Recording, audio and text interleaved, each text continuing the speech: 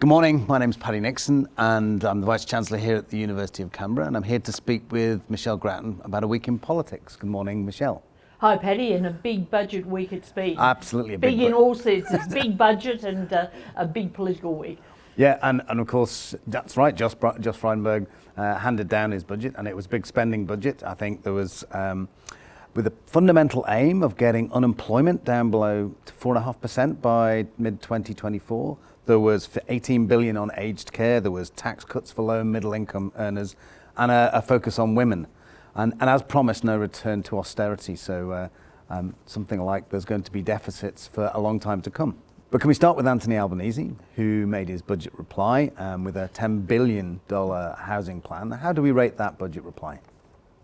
Well, it was delivered, I thought, frankly, in a bit of a flat way, but certainly I ran into some Labor people before I came over today, and they said they'd had very good feedback and they seemed happy, and apparently Anthony Albanese's in a good mood this morning. So the Labor camp received it well.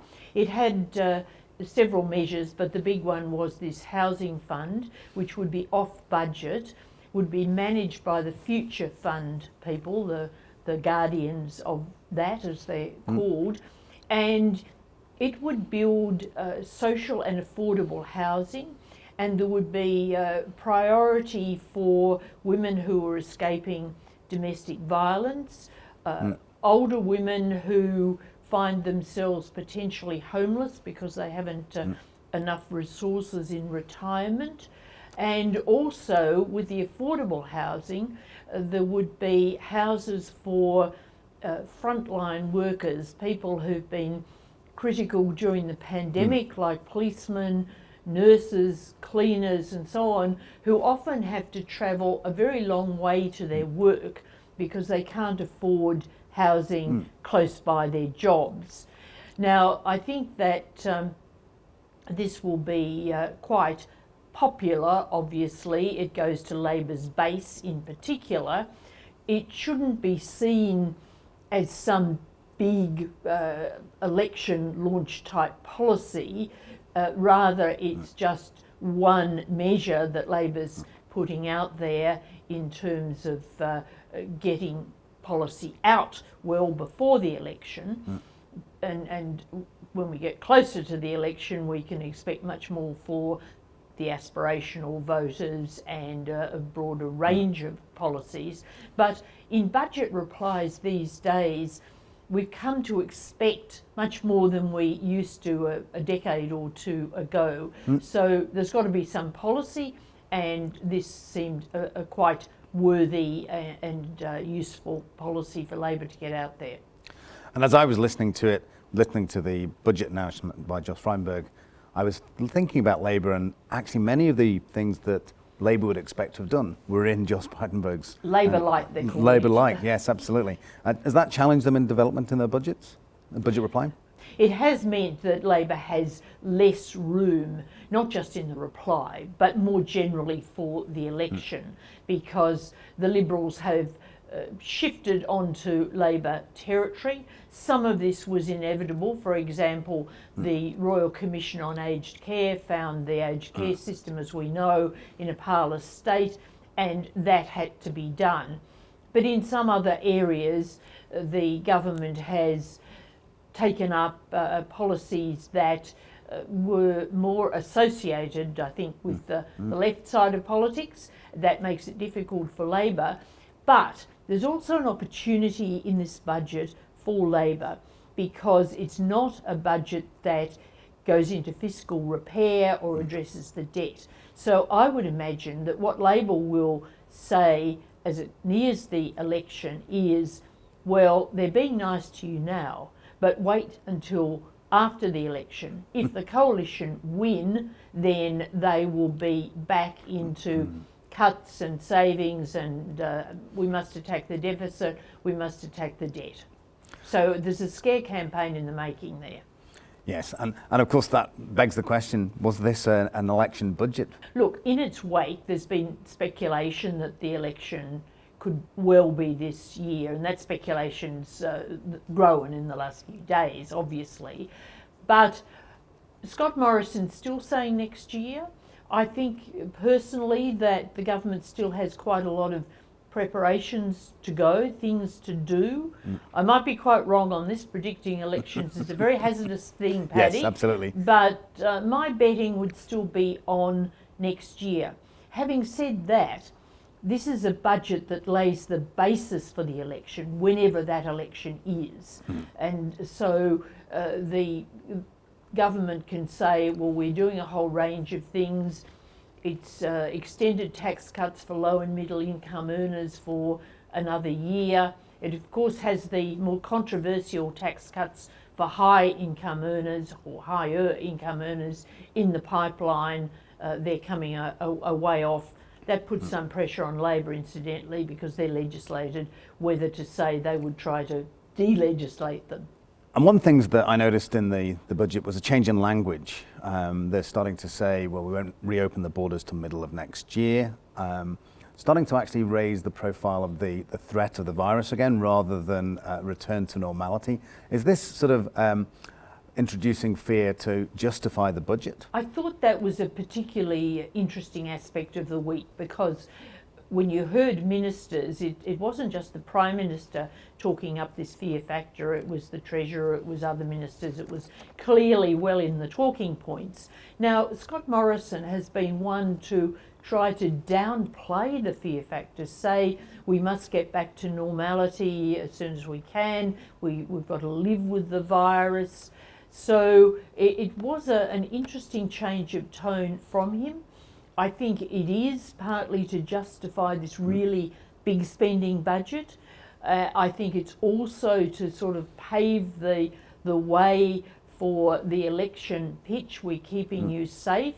He's seen that every Premier and Chief Minister who's gone to an election in the past months has, or since the pandemic started, has managed to win well. And therefore he wants to also have a pandemic election. The other thing, being a bit less cynical about it, is that of course we are seeing the pandemic in a very strong resurgence in parts of the world, and we know about the terrible situation in India most immediately. So it is true that the virus is still very alive and very threatening. And can we just move on to just how well Josh Frydenberg did with his budget? It's a daunting task putting these things together, and it was particularly daunting in this context. Has he done a good job? I think he has done a good job, and I think he's shown that he's got a good temperament. Now, he's very ambitious to be Prime Minister, but he's also loyal, and unlike some of his former colleagues, he will wait his turn, but he is in preparation, as it were, and he's also very sensibly kept his head down in the past few weeks and months when the Prime Minister was embroiled in a series of issues, particularly the women's issues. And Josh Frydenberg, of course, was busy on his budget, did not get out into the media much until quite recently. Usually he's out in the media all the time, but I think he kept a lower profile, and I think this has served him well. He didn't get caught up in those controversies more than he absolutely had to, and he has gone through budget week very, very smoothly. And I think that his colleagues are looking very favourably on him, and after the budget his staff rang around the back bench and asked backbenchers if they'd like a photo with the Treasurer. I'm sure quite a few took up the offer. And you touched on this a little bit earlier, but obviously just to round this out, it's been a big spending budget, but do you foresee them returning to tougher fiscal times after the election? This is a very interesting question. Josh Frydenberg has said that at some stage the budget has to be repaired and they've got to address debt, but he said there won't be sharp pivots to austerity. I think that on the right of the party and among the right-wing commentators, there's been agitation about the fact that debt and deficit seem to have been out the window for the time being at least.